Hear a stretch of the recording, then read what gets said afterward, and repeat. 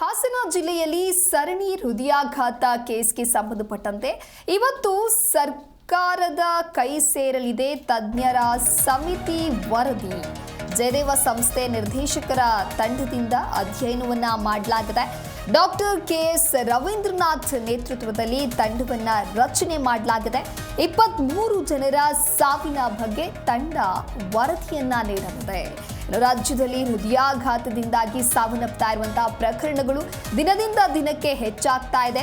ಅದರಲ್ಲೂ ಗಮನಿಸ್ತಾ ಹೋಗೋದಾದ್ರೆ ಹಾಸನ ಜಿಲ್ಲೆಯಲ್ಲಿ ಸರಣಿ ಹೃದಯಾಘಾತ ಆಗ್ತಾ ಇದೆ.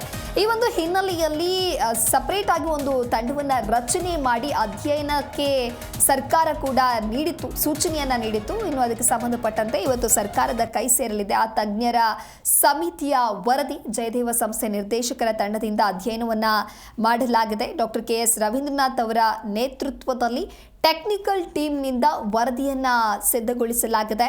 ಡಾಕ್ಟರ್ ಕೆಎಸ್ ರವೀಂದ್ರನಾಥ್ ಜಯದೇವ ಹೃದ್ರೋಗ ಸಂಸ್ಥೆಯ ನಿರ್ದೇಶಕರು. ಇವರು ಹಾಸನದ ಸರಣಿ ಸಾವಿಗೆ ಕಾರಣವನ್ನ ಪತ್ತೆ ಹಚ್ಚೋದಕ್ಕೆ ಆರೋಗ್ಯ ಇಲಾಖೆ ಟೆಕ್ನಿಕಲ್ ಟೀಮ್ ಅನ್ನ ಕೂಡ ರಚನೆ ಮಾಡಿದೆ. ವರದಿಯಲ್ಲಿ ಸರಣಿ ಹೃದಯಾಘಾತಕ್ಕೆ ಕಾರಣ ಏನು, ಹಾಸನದಲ್ಲಿ ಯಾಕೆ ಹೆಚ್ಚು ಅನ್ನುವಂತಹ ಅಂಶವನ್ನ ಉಲ್ಲೇಖ ಮಾಡಲಾಗಿದೆ. 10 ಜನ ತಜ್ಞರನ್ನೊಳಗೊಂಡ ತಂಡದಿಂದ ಈ ಕುರಿತಂತೆ ಅಧ್ಯಯನವನ್ನ ಮಾಡಲಾಗಿದೆ, ಸ್ಟಡಿ ಮಾಡಲಾಗಿದೆ, ರಿಸರ್ಚ್ ಅನ್ನ ಮಾಡಲಾಗಿರುವಂಥದ್ದು. 50 ಪ್ರಶ್ನೆಗಳನ್ನ ಆಧಾರವಾಗಿಟ್ಟುಕೊಂಡು ವರದಿ ಇದೀಗ ಸಿದ್ಧವಾಗಿದೆ. ಕೇವಲ 3-4 ಜನರಿಗೆ ಮಾತ್ರ ಪೋಸ್ಟ್ ಮಾರ್ಟಮ್ ಆಗಿತ್ತು. ಉಳಿದವರ ಮನೆಗೆ ಭೇಟಿ ನೀಡಿ ಮಾಹಿತಿಯನ್ನ ಕೂಡ ಸಂಗ್ರಹಿಸಲಾಗಿದೆ. ಈ ಕುರಿತಂತೆ ಮತ್ತಷ್ಟು ಮಾಹಿತಿಯನ್ನು ನೀಡಲಿದ್ದಾರೆ ನಮ್ಮ ಪ್ರತಿನಿಧಿ ಭವ್ಯ ಸುನೀಲ್ ದೂರವಾಣಿ ಸಂಪರ್ಕದಲ್ಲಿ.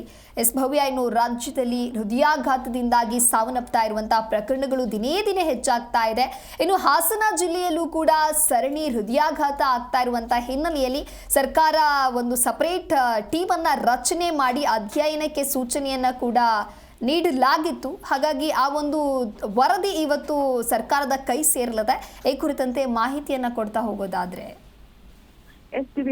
ಅಂದ್ರೆ ಈಗಾಗಲೇ ಹಾಸನದಲ್ಲಿ ನಡೆದಿರುವಂತಹ ಹೃದಯಾಘಾತ ಇದರಿಂದ ಸರ್ಕಾರ ಕೂಡ ಬಹಳಷ್ಟು ಗಂಭೀರವಾಗಿ ತೆಗೆದುಕೊಂಡಿತ್ತು. ತದನಂತರ ಬಹುತೇಕ ಜಿಲ್ಲೆಗಳಲ್ಲಿ ಕೂಡ ಇದೇ ರೀತಿಯಾದಂತಹ ಘಟನೆಗಳು ನಡೀತಾ ಇತ್ತು. ಸೊ ಹೀಗಾಗಿ ರೀಸನ್ ಏನು ಅನ್ನೋದಕ್ಕೆ ಒಂದು ತಂಡವನ್ನ ರಚನೆ ಮಾಡಲಾಗಿತ್ತು. ಸೊ ಜಯದೇವದ ಡಾಕ್ಟರ್ ಕೆಎಸ್ ರವೀಂದ್ರನಾಥ್ ಅವರ ನೇತೃತ್ವದ ಟೆಕ್ನಿಕಲ್ ಟೀಮ್, ಅದರಲ್ಲಿ ವೈದ್ಯರು ಕೂಡ ಇದ್ರು.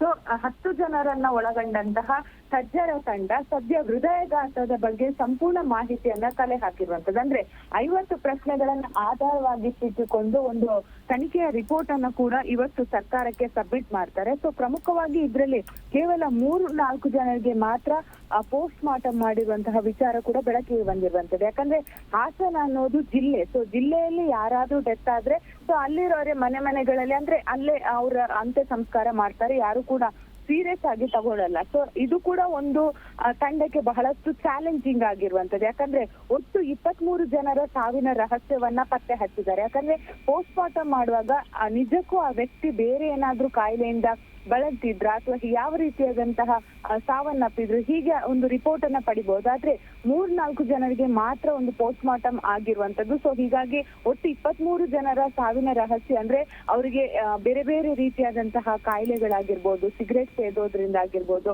ಹಾಗೇನೆ ಅವ್ರಿಗೆ ಡಯಾಬಿಟಿಸ್ ಈ ರೀತಿಯಾದಂತಹ ಕಾಯಿಲೆಯಿಂದ ಸಾವನ್ನಪ್ಪಿರುವಂತಹ ವಿಚಾರ ಕೂಡ ಬಯಲಾಗಿದೆ. ಸದ್ಯ ಇವತ್ತು ಸರ್ಕಾರಕ್ಕೆ ಅಂದ್ರೆ ಸಚಿವ ದಿನೇಶ್ ಗುಂಡೂರಾವ್ ಅವರ ಟೆಕ್ನಿಕಲ್ ಟೀಮ್ಗೆ ಒಂದು ವರದಿಯನ್ನ ಸಲ್ಲಿಕೆ ಮಾಡ್ತಾರೆ. ತದನಂತರ ಸಿಎಂ ಸಿದ್ದರಾಮಯ್ಯ ಅವರಿಗೆ ಕೂಡ ಈ ವರದಿಯ ಅಂಶವನ್ನ ಎಳೆಯಾಗಿ ಎಕ್ಸ್ಪ್ಲೇನ್ ಮಾಡಲಾಗುತ್ತೆ. ಸದ್ಯ ಪ್ರಾಥಮಿಕ ವರದಿಯ ಪ್ರಕಾರ ಅತಿಯಾದ ಒತ್ತಡ ಆಗಿರ್ಬೋದು, ಹಾಗೇನೆ ಅತಿಯಾಗಿ ಮಾಂಸ ಸೇವನೆ ಮಾಡುವಂತದ್ದು, ಡಯಾಬಿಟಿಸ್, ಮಧುಮೇಹ ಈ ರೀತಿಯಾದಂತಹ ಕಾಯಿಲೆಗಳಿಂದ ಹಾಸನದಲ್ಲಿ ಬಹಳಷ್ಟು ಜನ ಹೃದಯಾಘಾತಕ್ಕೆ ಸಾವನ್ನಪ್ಪಿರುವಂತಹ ವಿಚಾರ ಬೆಳಕಿಗೆ ಬಂದಿದೆ. ಅದರಲ್ಲಿ ಕೂಡ ಪ್ರಮುಖವಾಗಿ ಕೋವಿಡ್ ಲಸಿಕೆಯಿಂದ ಯಾವುದೇ ರೀತಿಯಾದಂತಹ ಹೃದಯಾಘಾತ ಆಗಿಲ್ಲ ಅನ್ನೋದು ತಜ್ಞರ ವರದಿಯಲ್ಲಿ ಕೂಡ ಉಲ್ಲೇಖ ಮಾಡಿದ್ದಾರೆ. ಪ್ರಮುಖವಾಗಿ ಏನು ಡಾಕ್ಟರ್ ಕೆಎಸ್ ರವೀಂದ್ರನಾಥ್ ಅವರ ನೇತೃತ್ವದ ತಂಡ ಇನ್ನೂ ಕೂಡ ಅಧ್ಯಯನ ಮಾಡೋದಕ್ಕೆ ಒಂದು ಸಮಯಾವಕಾಶವನ್ನ ಕೇಳ್ತಾರೆ. ಯಾಕಂದ್ರೆ ಇದು ಕೇವಲ ಒಂದು 10-20 ದಿವಸಗಳಲ್ಲಿ ಈಗಾಗಲೇ ಒಂದು ಅಧ್ಯಯನ ಮಾಡಿ ವರದಿಯನ್ನ ಸಲ್ಲಿಕೆ ಮಾಡ್ತಾ ಇದ್ದಾರೆ. ಸೊ ಇನ್ನು ಕೂಡ ಹಾಸನ ಆಗಿರ್ಬೋದು, ಬೇರೆ ಬೇರೆ ಜಿಲ್ಲೆಗಳಲ್ಲಿ ಇನ್ನು ಕೂಡ ವರದಿಯನ್ನ ಪಡಿಬೇಕಾಗುತ್ತೆ. ಯಾಕಂದ್ರೆ ಅಲ್ಲಿ ಹೋಗಿ ಅಲ್ಲಿ ತೆರಳಿ ಅಲ್ಲಿಯ ಸರ್ಕಾರಿ ಆಸ್ಪತ್ರೆಗಳಲ್ಲಿ ಇರುವಂತಹ ಅಂದ್ರೆ ಅಲ್ಲಿ ಸೌಲಭ್ಯ ಆಗಿರ್ಬೋದು ಎಲ್ಲವನ್ನ ಕೂಲಂಕುಷವಾಗಿ ತನಿಖೆ ನಡೆಸಿ ಸಿಎಂಗೆ ಕೊಡ್ಬೇಕಾಗುತ್ತೆ. ಸದ್ಯ ಹಾಸನದಲ್ಲಿ ನಡೆದಿರುವಂತಹ ಹೃದಯಘಾತಕ್ಕೆ ಸಂಬಂಧಪಟ್ಟಂತೆ ರಿಪೋರ್ಟ್ ಅನ್ನ ರೆಡಿ ಮಾಡಿರುವಂತದ್ದು. ಸದ್ಯ ವೈದ್ಯ ಡಾಕ್ಟರ್ ರವೀಂದ್ರನಾಥ್ ಅವರ ಒಪಿನಿಯನ್ ಪ್ರಕಾರ ಇದು ಜೀವನ ಶೈಲಿಯೇ ಪ್ರಮುಖ ಕಾರಣ ಅನ್ನೋದು ಕೂಡ ಈಗಾಗಲೇ ಬಯಲಾಗಿರುವಂತದ್ದು. ದಿವ್ಯದಾಸ್. ಓಕೆ, ಥ್ಯಾಂಕ್ ಯು ಭವ್ಯ ನಿಮ್ಮೆಲ್ಲ ಮಾಹಿತಿಗಾಗಿ.